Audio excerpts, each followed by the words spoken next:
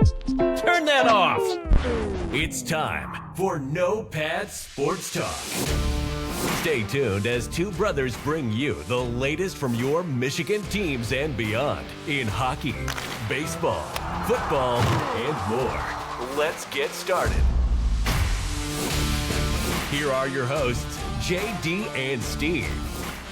Well, welcome to another edition of No Pad Sports Talks. I am one of your hosts, JD.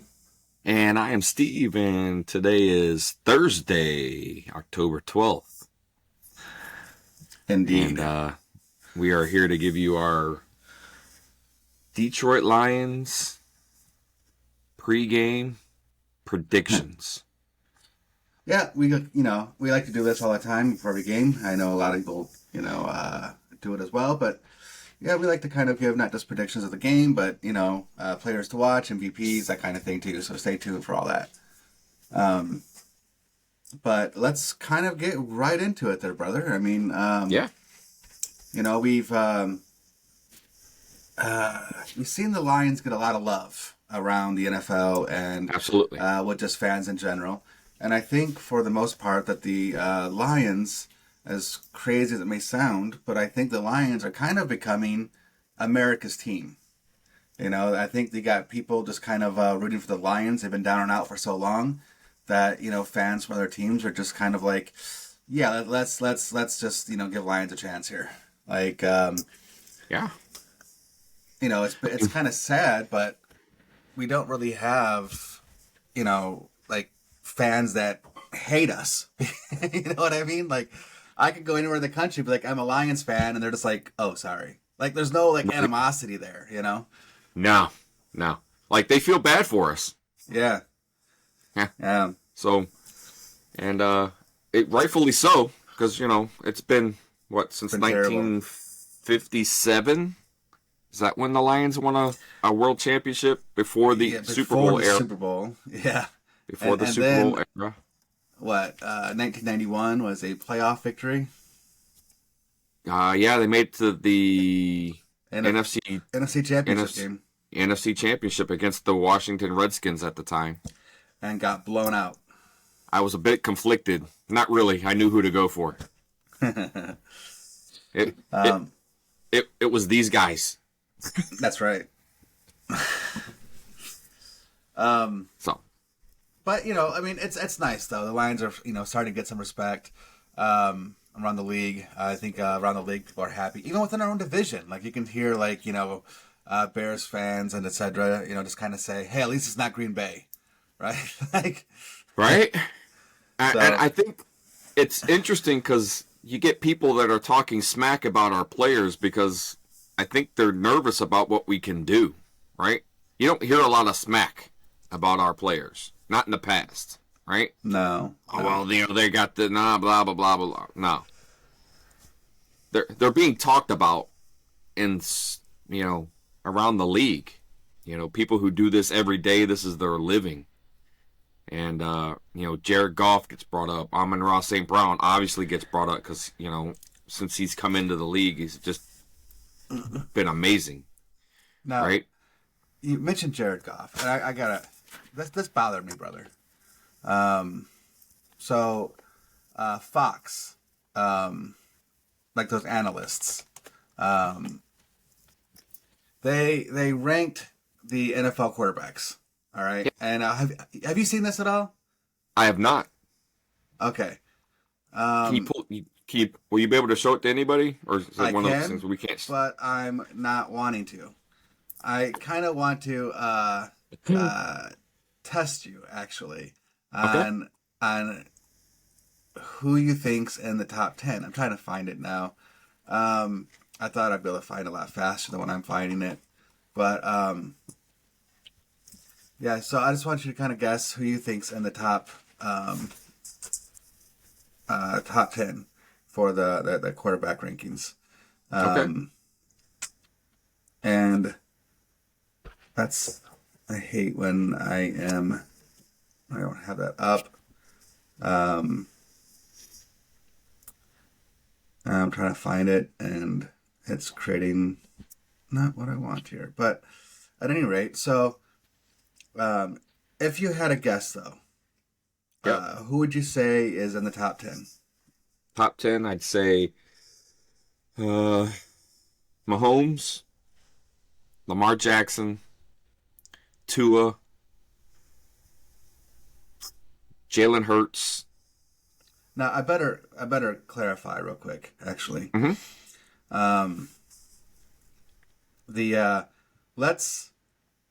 This was about. Oh wait, I'm sorry. Jeez. This was about recent, I think, like this year. Okay. And but I did get it wrong. Let me rephrase that. Let me re-ask the question. Not quarterbacks, coaches, NFL coaches. Who would you say is the top NFL coaches? Well, Kansas City. Okay, Andy Reid. Andy Reid, yep. Is it not Shane Steichen? Is that the guy Phillies coach? Who's You mean not Shane Steichen? He's the guy I think left. He's out Nick in Sirianni. Sirianni. Yeah. Steichen is out in Arizona, I think now. So you have Andy Reid. He was ranked number 1. Again, this is Fox NFL, right? The Fox NFL ranking. Okay. So Andy Reid's 1, and got Sirianni at 9. Oh, Sirianni is at 9. Wow. Yep. I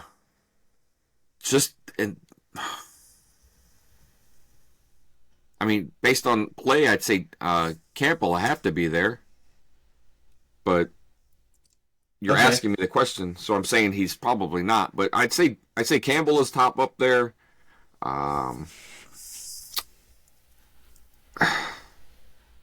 The kid out in Miami's coach, the Dolphins.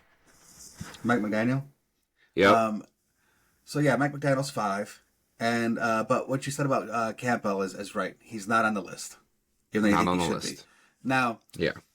here's my, and I guess it reminded me of this because I wasn't going to bring it up initially because I forgot about it. But then when you mentioned what you did about them talking about the Lions and stuff like that, it still feels like the Lions get snubbed, right? Okay.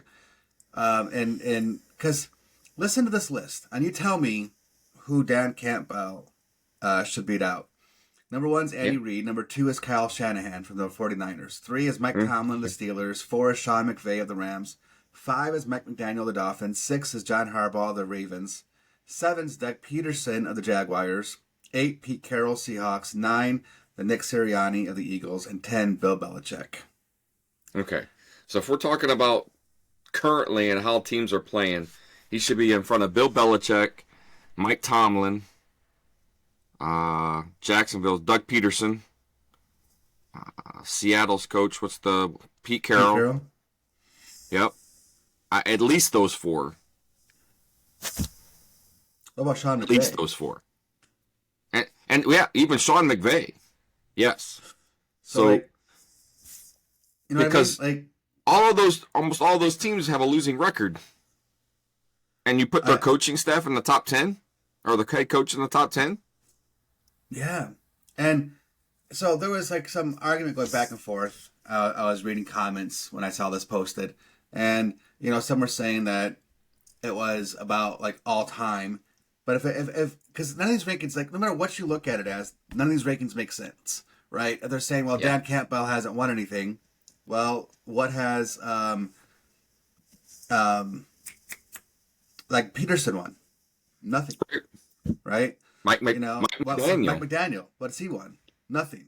So and then Bill Belichick being 10. But if you're doing all-time coaches, shouldn't be Bill Belichick be number 1 technically? Wouldn't he be number 1? Andy Reid would be number 2, or like a close number 2. Or at least in the top 3.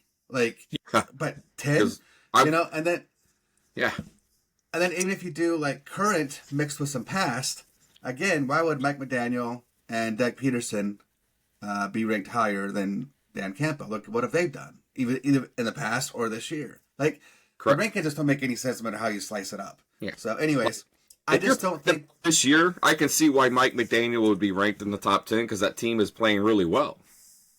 Yeah, they're definitely playing really well. Yeah. And I'm not saying that Jacksonville's not playing well either, because I think they are. right? They played really 2 tough games out in London, but Yep. I'm But then not. you look So I don't at want to take anything away. But there are teams on. There's at least 4 names on that list that should not be in the top 10. no matter And which way you slice it, matter like how you rank yeah, it. yeah, like it's at minimum Tomlin, and I hate saying it because I love Mike Tomlin, Yeah. right? Mm-hmm. And I'm a big Belichick fan, but neither one of them should be on that list, right? Not currently. Right. Not if we're talking about right now. Correct. And it has nothing to do with their coaching abilities. It just has to do with how their team is performing currently this season, Currently, exactly. right? Tomlin and Belichick are not going to get Coach of the Year unless all of a sudden they go on 12-game win streaks, And right?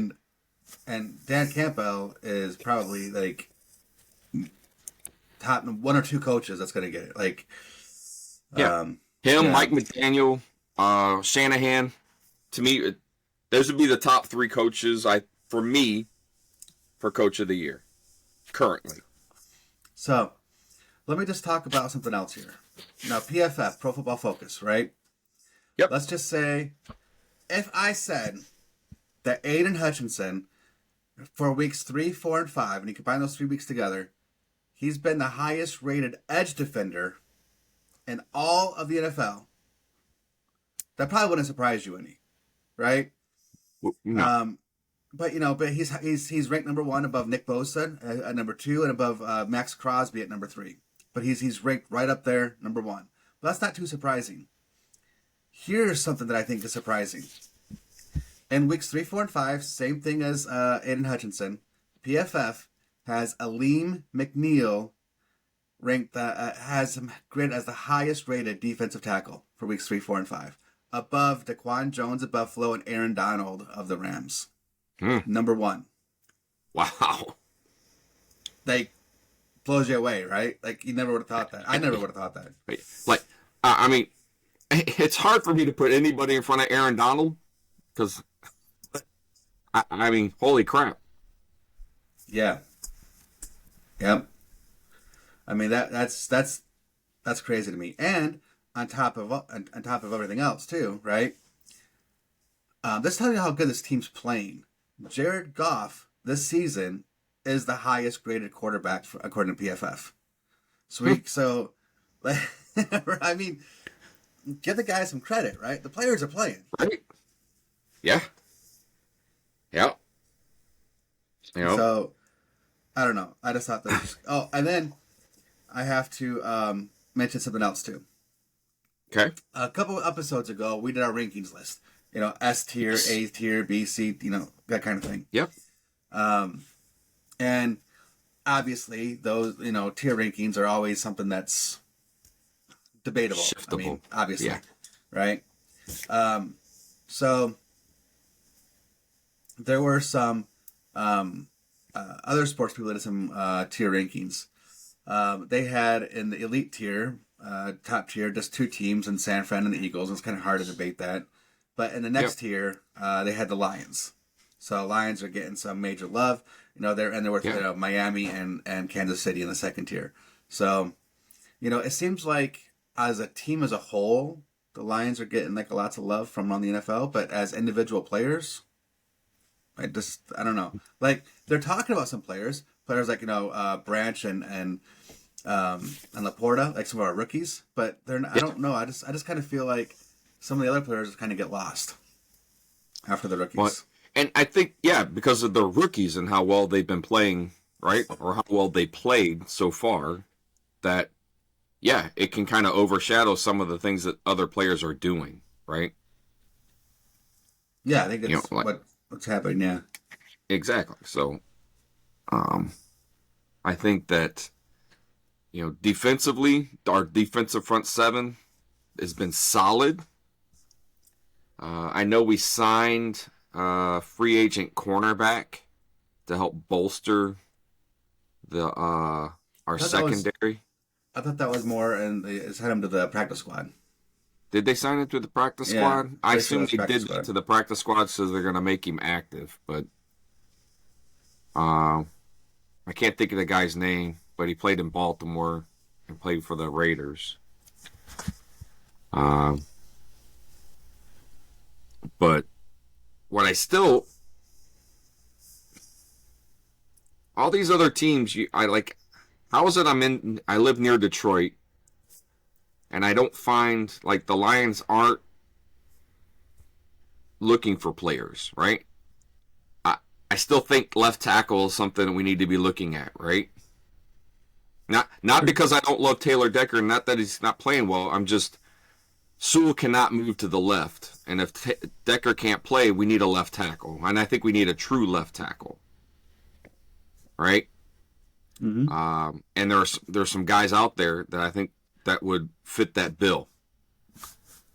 But there's like no news of them coming in, so all I can think to myself is that the Lions feel that they've got the players on their team that are playing the next man up football, right? So that they're so confident in the players that they have and the culture that they've built that they're not as nervous as I guess I am. I mean, just to, for lack of a better term, I mean, that's pretty much it. You know, I am nervous because I saw Sewell play. It's not that he played badly at left tackle, right? But he had a bunch of penalties, and it's things that we just can't afford to have because I still don't think we're that elite team to be able to make penalties and overcome that. No, right? not at all. No, very few teams are. Absolutely, right? So I don't who's our next left tackle? Like, who's on the squad that they feel comfortable enough that they could keep Sewell on the right and pull a guy in to play left? So, I mean, nobody on the current roster. Yeah, it's not that I've seen, right? Hmm? You know, you got Jonah Jackson. So, like, this was the not practice list from today, right? Brian Branch didn't practice. Jahmyr Gibbs didn't practice. Jonah Jackson, Zonovan Knight, as the backup running back that we brought in when Montgomery got hurt. And now he's hurt, right? The shock, Sam Laporta. Yeah. Right? And they said they don't really know when he got injured, but he didn't practice. Yeah. And then we even have a backup tight end, James Mitchell.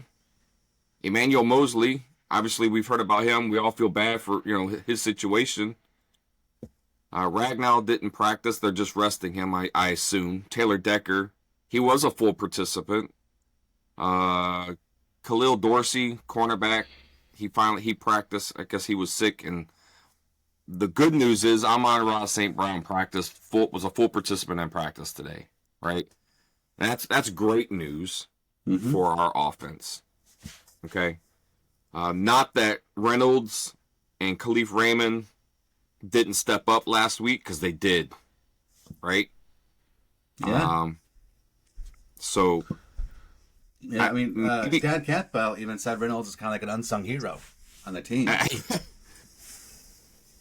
So, I maybe I just need to start buying into the culture a little bit more and what they built there in Detroit, But as Lions fans, we know how it's hard to fully commit, right? Burned so many times. Exactly.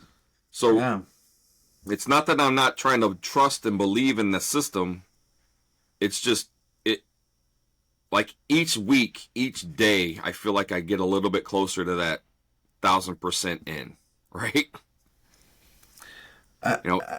Every time they come out and they have a tough win, or they make a great play after they made a mistake, like, those types of things pull me in and pull me a little closer to what they're doing.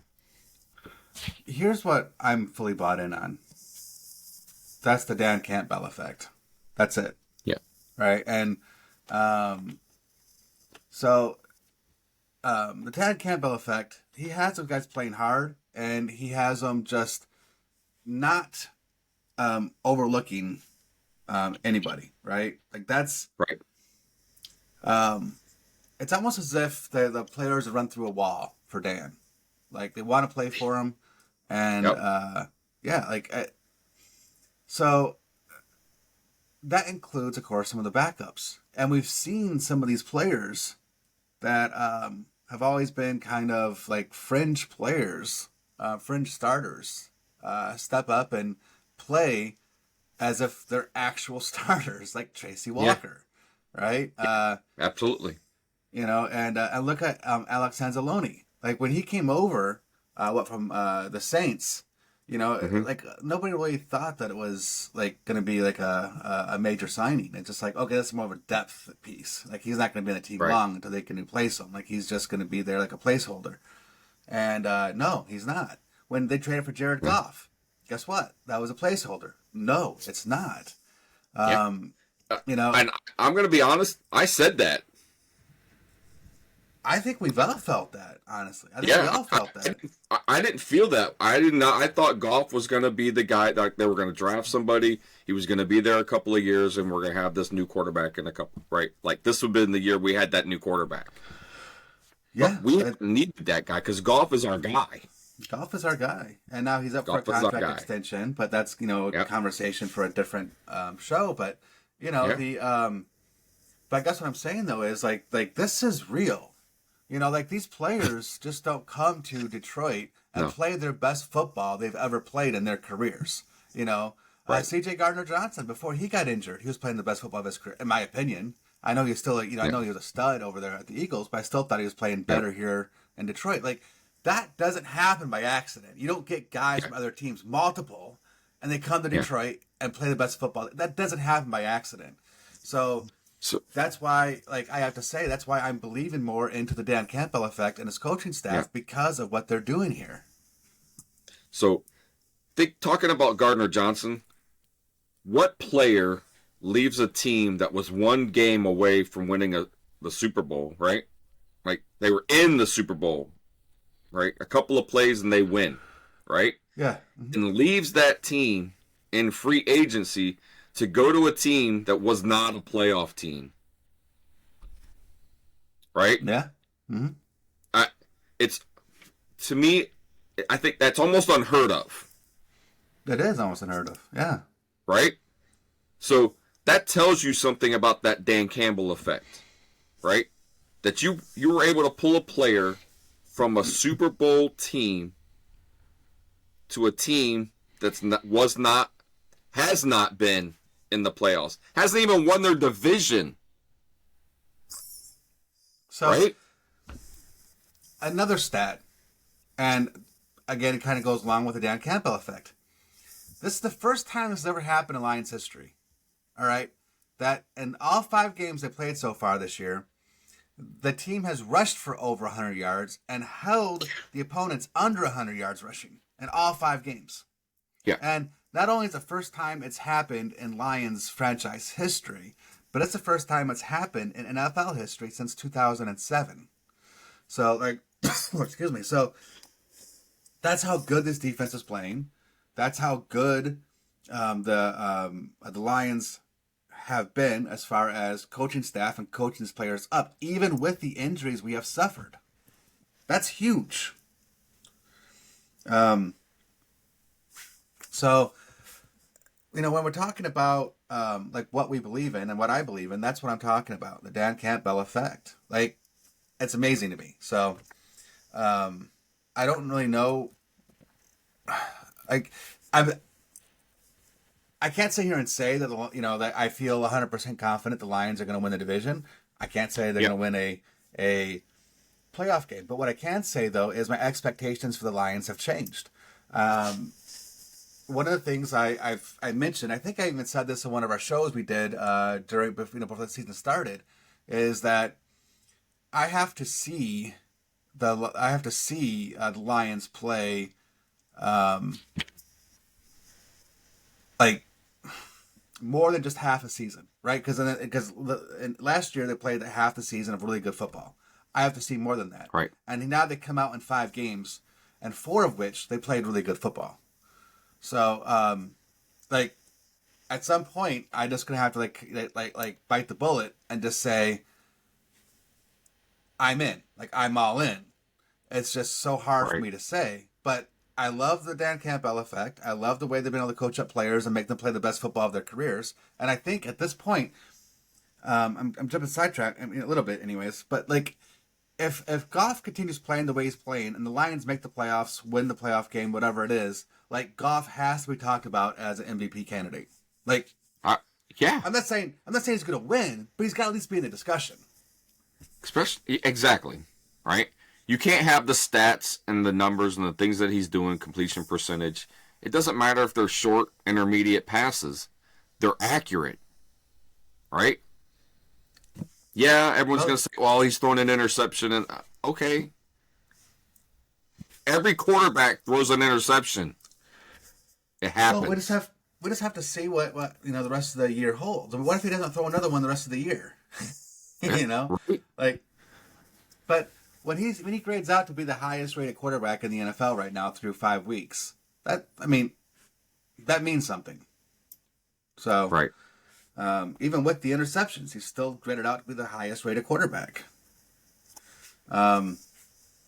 So we've been talking a lot about the players, though, and the coaching staff, and I don't know, we get sidetracked, and that's kind of where the conversation led.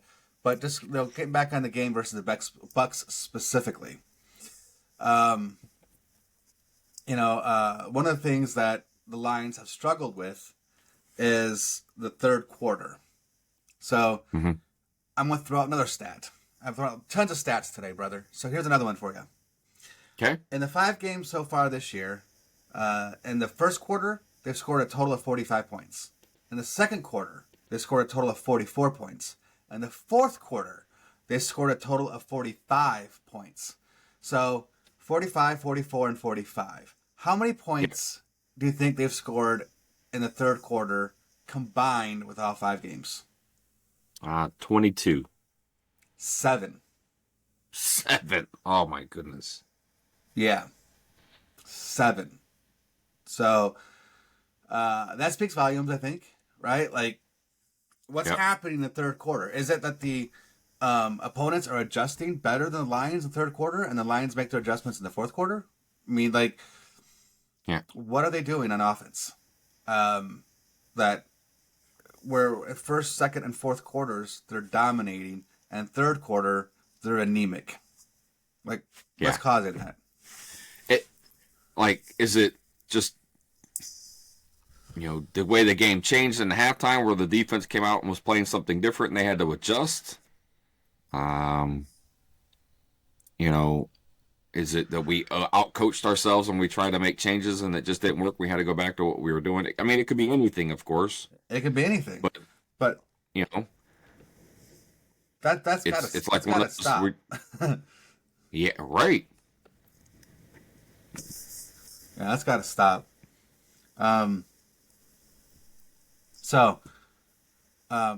Let's change course real quick. Let's talk about Tampa Bay Buccaneers. They had a bye week last week, so they're going to come into this game, and they've had 2 weeks to plan for Detroit. And Tampa Bay's defense is pretty dangerous. But let's take a look at the teams they played because they're 3-1 right now. All right, so are those wins legit? Are they good wins? Well, they beat the Vikings 20-17. The Vikings haven't looked all that great this year, and they beat them 20-17 first game of the year. But they beat them in Minnesota. The Bears went to Tampa Bay, and the Bears lost 17-27. So the Bucs beat the Bears by 10. The Bucs lost to the Eagles 25-11 in Tampa Bay, and then the Buccaneers beat the Saints 26-9 on October 1st there in New Orleans. Yeah.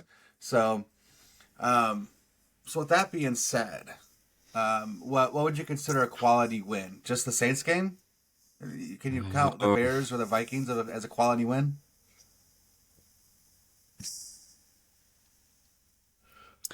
I would have said the Vikings.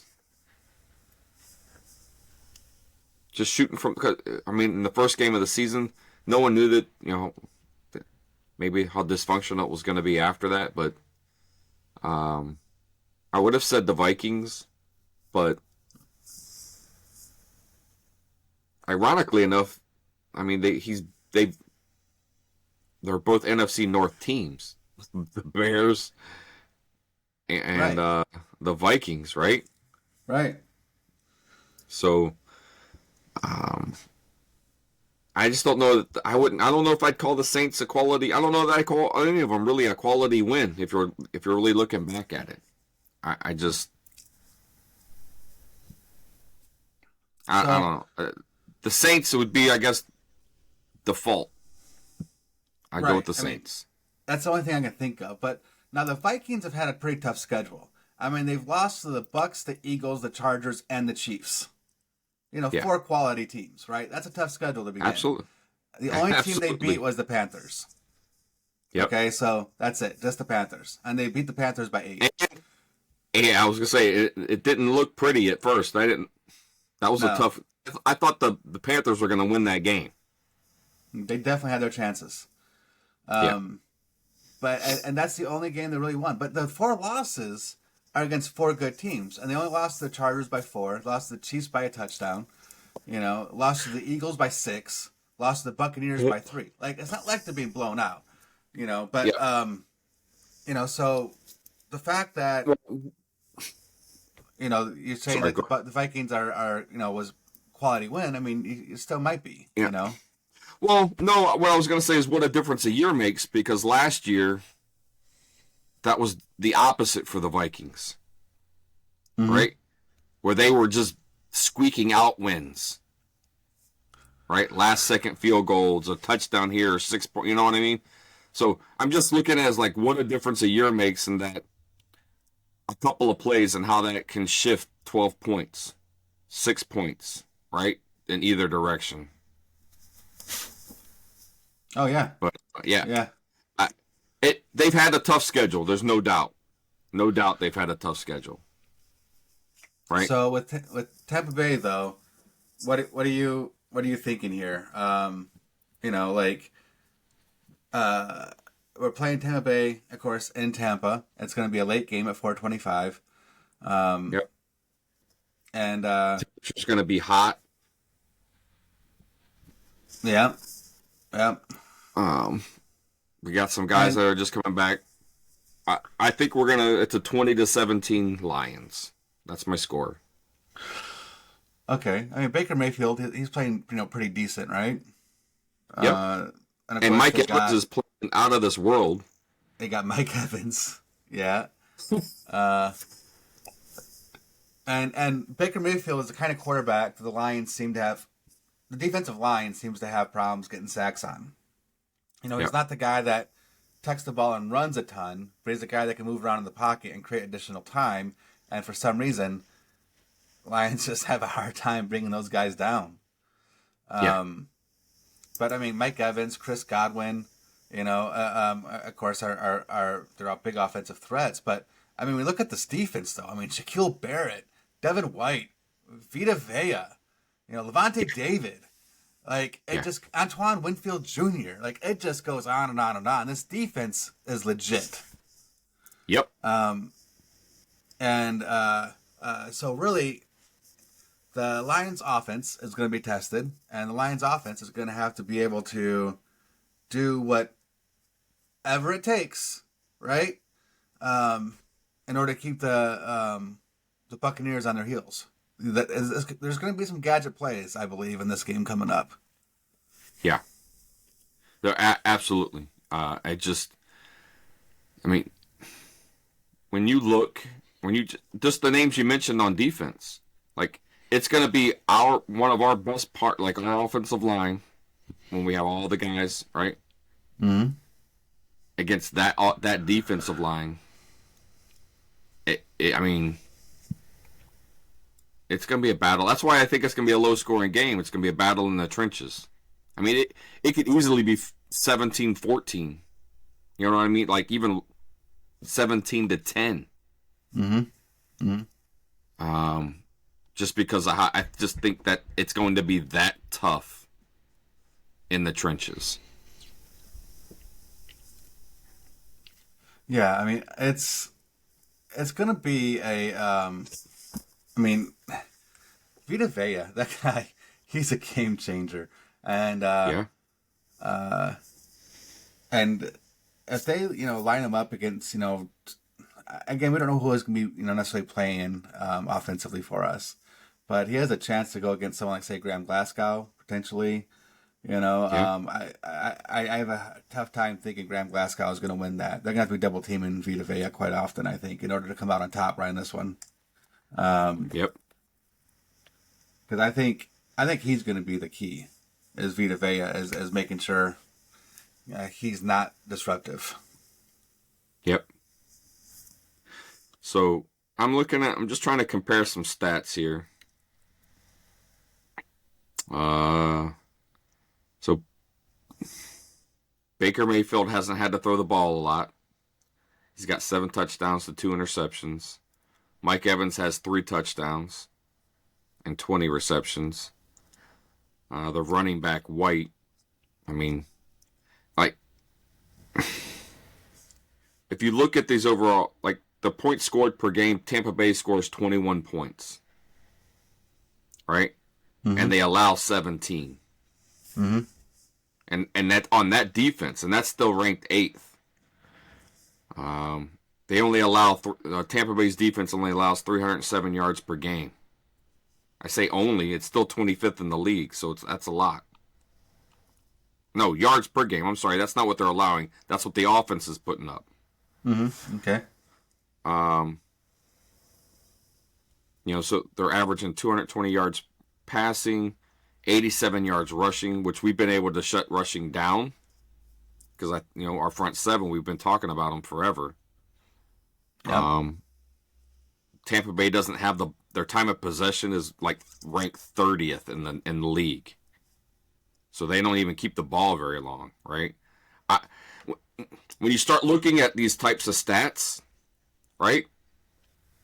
Mm-hmm. To me, the Lions should be really be head and shoulders above them, right? No, they should be, but right? Yeah, they should be. I mean, but here's a big one for me, right? It's third down efficiency. The Lions are ranked 18th, and the Buccaneers are ranked 6th on third down efficiency. They're 47%, almost half the time they complete, or they get a first down on third down. Yeah. So that is the stat that the defense needs to be aware of, right? That's where they're going to have the safety over the top with Mike Evans. We have to trust our front 7 with the running back and the running game, right? Baker Mayfield's not the guy I think that's going to run around, right? If we can collapse the pocket on him, I could see, honestly, 6 sacks tomorrow on Sunday. I hope that's the case. Right? But all right.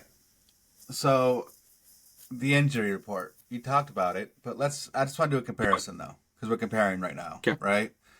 Because the stats, they do tell a story, but so does this.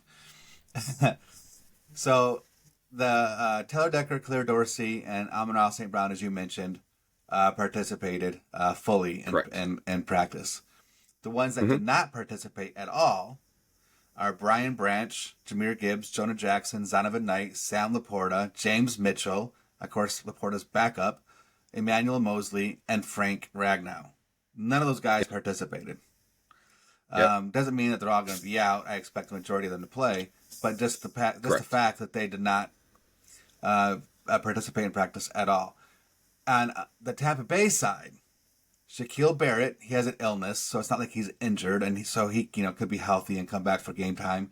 So that's not really something that anybody should be concerned about. And Mike Evans was limited, but he's expected to play. That's it. That's their whole injury report for the Tampa Bay Buccaneers. Yeah, I saw that too. I didn't want to talk about it because when I seen that, I'm like, well, that pretty much means their whole team is healthy. Yeah, their whole team's healthy. Right? Because even the one guy that's limited is expected to play. So, exactly. That's where the tough matchup's going to come from because the next man up mentality in Detroit has gotten them this far because of the injuries they've suffered, but at some point, like when those guys that are backing up start getting injured and you're moving on to your third string, at some point that starts to deteriorate. The play does start to become substandard. Like you can't help it. So, Yeah.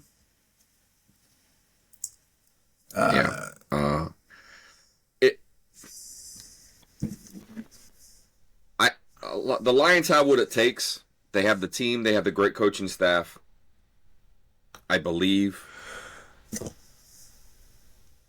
2017. I'm gonna pick my defensive player. Okay, go ahead. And I'm gonna go with Aiden Hutchinson. I think he gets 2 sacks. And I doubt he'll get another. He'll get an interception. So 2 sacks and an and a interception. pick. Yep. I'm just going all in. All right. Well, you definitely aren't going all in. Yep. You won't be surprised about this, but no, I won't be going there with that one. So, and you said 2017. That's going to be your guess. You Yeah. think? Okay. Well, I don't think that. I don't think it's going to be 2017. Okay. Okay. I think right now, based on, I think it's going to be similar to Seattle. I just think Okay. that, A shootout. in a way, Okay. I'm not going to say it's going to be as that many points being scored. Right now, the over/under for the Lions was, I think, 44. I'm double checking that. I think it was set at 44 for the over/under. Yeah. So I don't think that. I think if I was to bet, which I don't, I think I'd go for the over on that. I don't think Okay. that. And my reasoning behind it is because I don't exactly know who's going to be playing on the defensive side of the ball yet. I don't know if Brian Branch will be healthy. I just don't know about anybody over there right now. So Right. I think that you're going to start seeing, you know, I don't want to say a shootout. I'm trying to think of a different word than shootout because I don't think it's going to be like where both teams are scoring over 40 points. But I do think it's going to be a higher scoring game.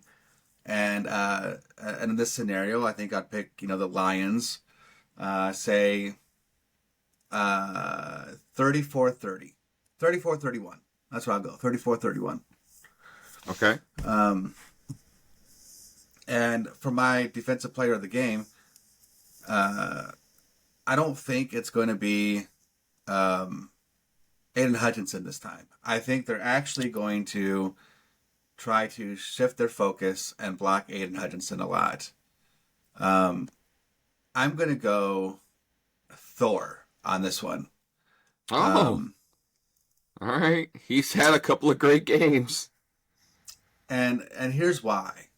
All right. I'm happy for him and his family because for those that do not know, with the fighting going on over there in Israel and stuff like that happening, his parents were trapped over there during this conflict, and his parents just got back to safety here in the United States. So I don't know. I just think that Anzalone is going to be, for lack of a better descriptor, inspired, and I just think he's going to be balling out this Sunday. So Yeah. I'm going to go ahead and give him. I think he's going to have 12 to 14 combined tackles. I think he's going to have a sack, and he may even have an interception. That's where I'm going with it. I think he's just going to play really, really good. Well, I am looking at the weather from Sunday in Tampa. So Tampa's an open air stadium, right? So it's not climate controlled. Mm-hmm. The high is only supposed to be 81. Now, the humidity level is 63%. Yeah. Right? But by game time, we're talking about the upper 70s, 78, is what the temperature is going to be at game time. So, okay, it's not, I don't know that the humidity is the part that's going to suck the most, right? Anybody that's ever, been anywhere hot and where it's humid understands that, the humidity is actually the worst. And at 63%, that's pretty high. Mm-hmm. So I definitely think, I don't know. I'm going to stick with my score. I was going to change it. That's as I was looking at, but we have a lot of rotation on our defensive front. So I'd like to say that my whole defensive front seven is going to be the player of the game. That's what I want to say. Okay. Right? But since I've already said Aiden Hutchinson, I'm going to stick with that. On the offensive side, I'm going with David Montgomery. I think the Lions are going to continue to try to, run the ball. I think he's going to get 100 yards rushing and a touchdown. He'll probably catch 3 receptions and have 40 yards off 3 receptions. All right. I mean, I obviously he's been, a workhorse, so it's not exactly a bad pick. And just for the people out there, we don't pick the quarterbacks because that's just easy pickings, right? Right. To pick a quarterback. But I'm actually going to go with Amon-Ra St. Brown. I don't know if they have a cornerback that can guard him. I think he's going to be open all day. I think he may not get a ton of yak, but he's going to be open all day. And I wouldn't be surprised to see him catch 12 balls, have 120 yards receiving, and at least 1 touchdown. I think he's just going to be the guy that, get back into form. I think he's just, we've nicknamed him, Amon-Ra first down. And I think that's exactly what he's going to show. Especially, depending on Laporta's status, because he's been a security blanket for Goff. Last week I picked Reynolds, and he definitely made some big plays. But I just think that in this scenario with Amon-Ra St. Brown coming back, I think he's going to go back to his main target, and I think he's going to be open all game. So look for that. That's my guess. That's my pick.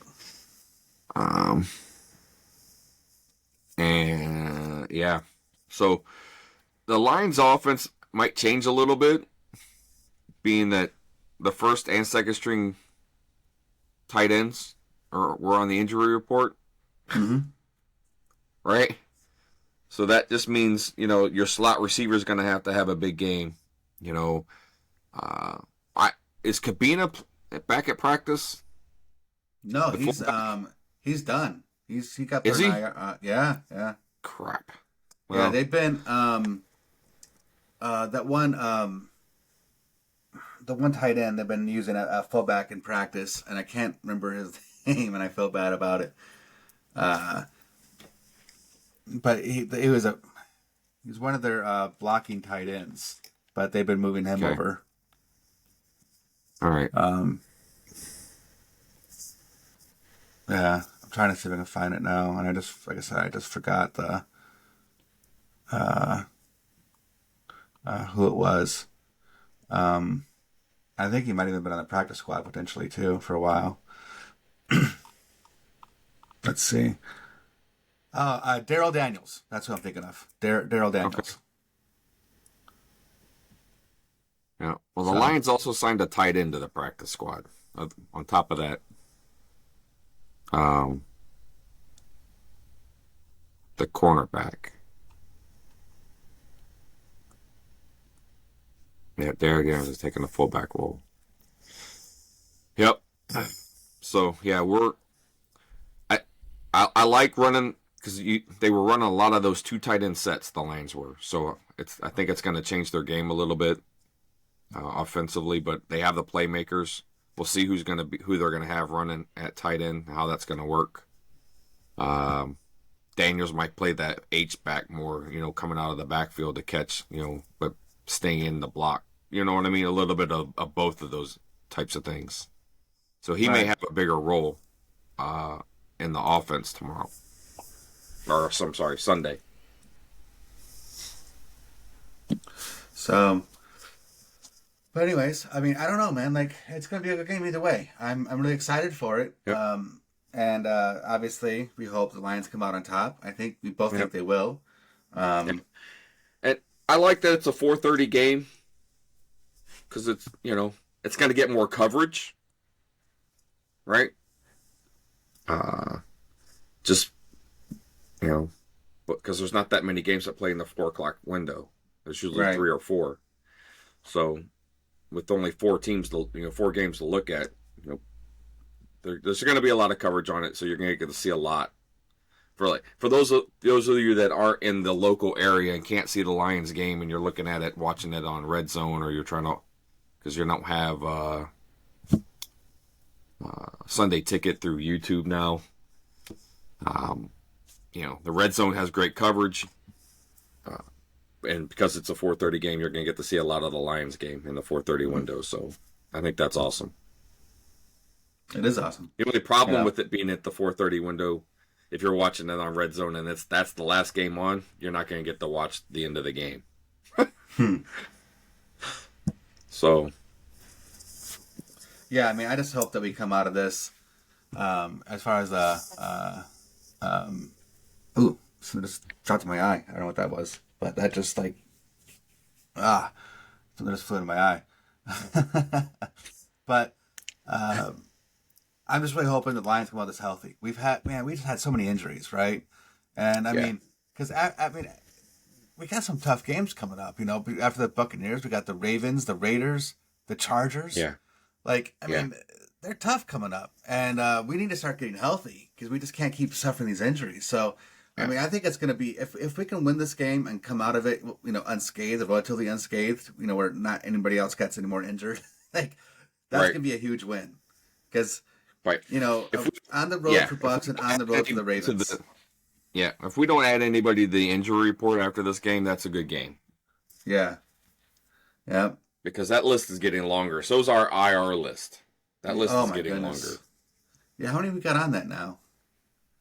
Detroit Lions. I got injured reserve. Because that is crazy.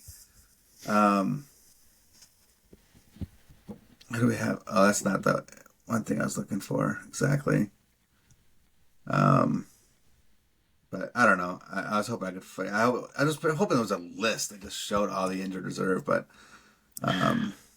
yeah. Anyway, it wasn't really a list of just injured reserves.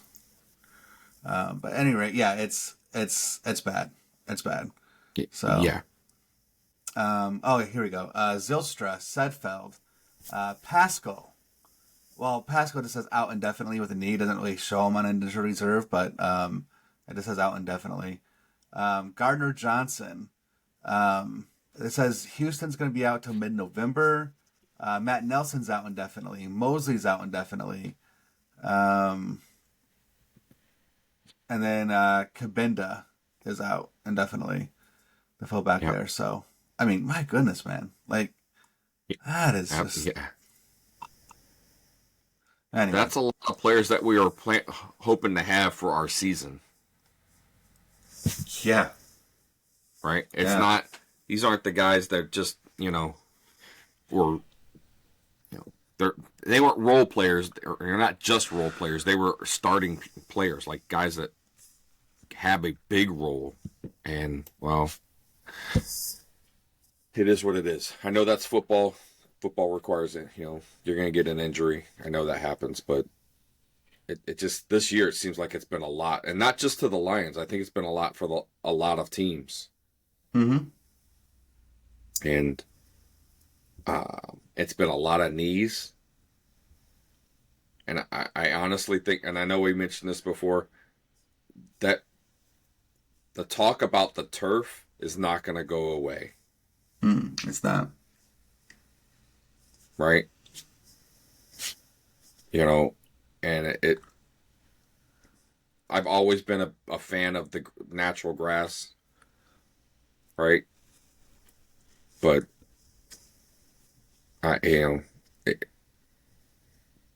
that talk's got to happen. So. Agreed. All right, brother. Well, I know we'll be talking on Sunday. So, I'd like to try and do it right. Initial reactions as the game ends. Maybe we can do it right then if you're available. Yep, I think that sounds good.